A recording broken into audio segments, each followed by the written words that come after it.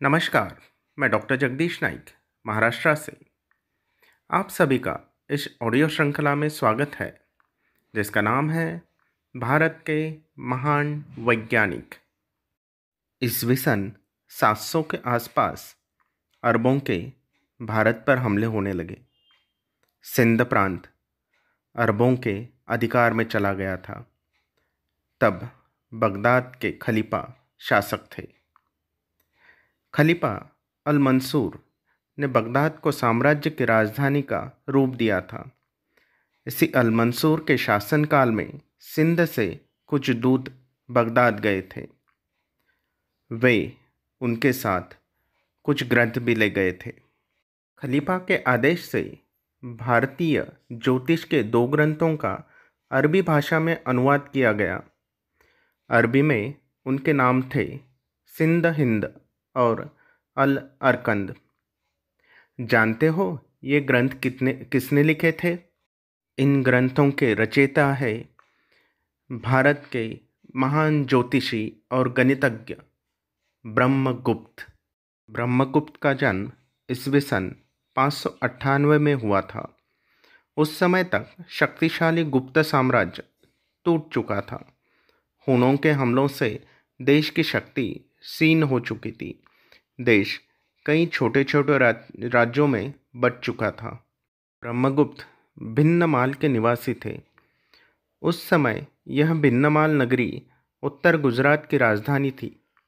राजस्थान के जालौर जिले में आज भी भिन्नमाल नामक गांव है।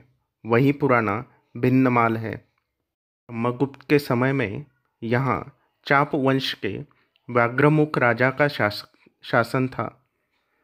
भिन्नमाल के निवासी होने के कारण ब्रह्मगुप्त भिन्नमालकाचार्य के नाम से ही प्रसिद्ध हुए थे।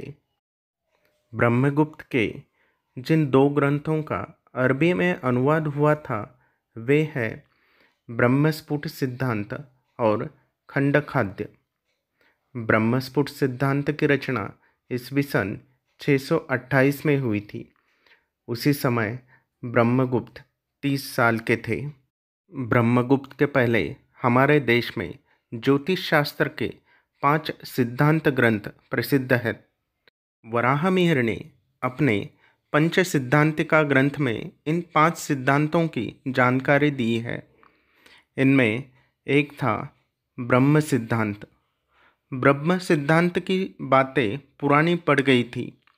ब्रह्मगुप्त स्वयं वेदकर्ता थे। उन्हें जाना कि इस पुराने सिद्धांतों से काम नहीं बनता, इसलिए उन्होंने नया सिद्धांत लिखा। स्फुट का अर्थ होता है फैलाया हुआ या दुरुस्त किया हुआ। इसलिए ब्रह्मगुप्त ने अपने ग्रंथ को ब्रह्मस्फुट सिद्धांत नाम दिया। उस जमाने में ज्योतिष और गणित की जानकारी एक ही ग्रंथ में दी जाती थी और ये ग्रंथ पद्य में लिखे जाते थे। ब्रह्मस्फुट सिद्धांत भी ऐसा ही ग्रंथ है। इसमें कुल 25 अध्याय है। आरंभ में कुछ अध्यायों में ज्योतिष की जानकारी है। फिर गणित के विषय आरंभ होते हैं। गणिताध्याय में ब्रह्मगुप्त ने अंकगणित के सभी परिक्रमों की जानकारी दी है। उन्होंने शून्य से संबंधित गणित के बारे में भी लिखा है। ब्रह्मगुप्त के ग्रंथ में सबसे महत्व का विषय है बीजगणित।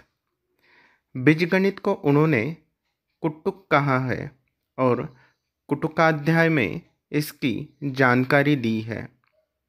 ब्रह्मगुप्त ने बीजगणित का खूब विकास किया और ज्योतिष के सवाल के हल करने में इसका इस्तेमाल भी किया।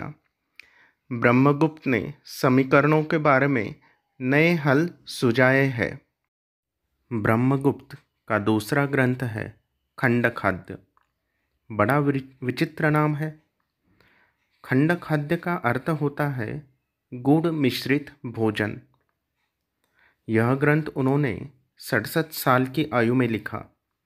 यह ग्रंथ पंचांग बनाने की विधियों के बारे में है, अर्थात ये एक करण ग्रंथ है।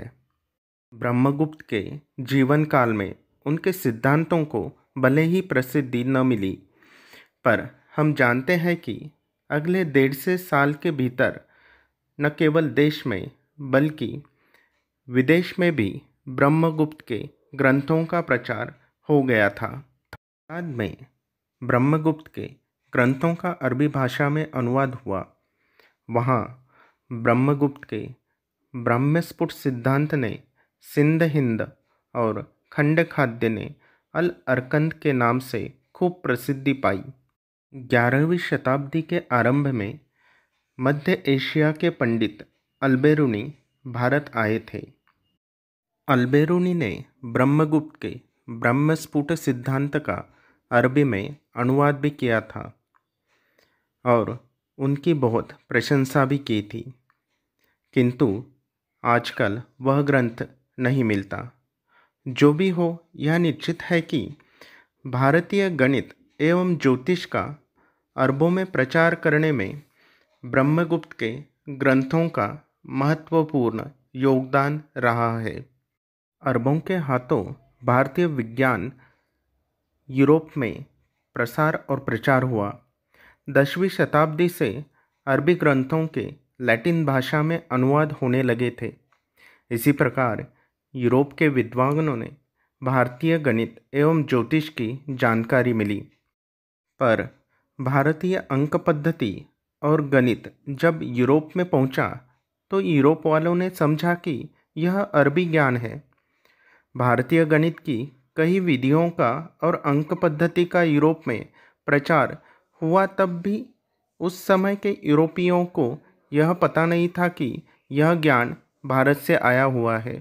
ईस्वीसन 1817 में भारत पर अंग्रेजी शासक के आरंभिक दिनों में जब कोलब्रुक नामक अंग्रेज विद्वान ने ब्रह्मगुप्त के ग्रंथ का कुटुकाध्याय का अंग्रेजी भाषा में अनुवाद किया, तब जाकर यूरोप के विद्वानों को पता चला कि आधुनिक बीजगणित असल में भारतीय बीजगणित पर आधारित है। आज हम स्कूल कॉलेजों में जो गणित पढ़ते हैं उसका विकास यूरोप के देशों में हुआ, पर हमें यह हमेशा ध्यान में रखना चाहिए कि आधुनिक गणित का महल भारतीय नींव पर खड़ा है और इस महल के एक स्तंभ है ब्रह्मगुप्त। ब्रह्मगुप्त एक महान गणितज्ञ थे। उन्होंने भारतीय गणित को लगभग सर्वोच्च शिखर तक पहुंचाया था। यही कारण है कि 12वीं सदी के प्रख्यात ज्योतिषी और गणितज्ञ भास्कराचार्य ने उन्हें गणक चक्र चूड़ामणि कहा है। ब्रह्मगुप्त न केवल एक महान गणितज्ञ थे बल्कि एक महान वेदकर्ता भी थे।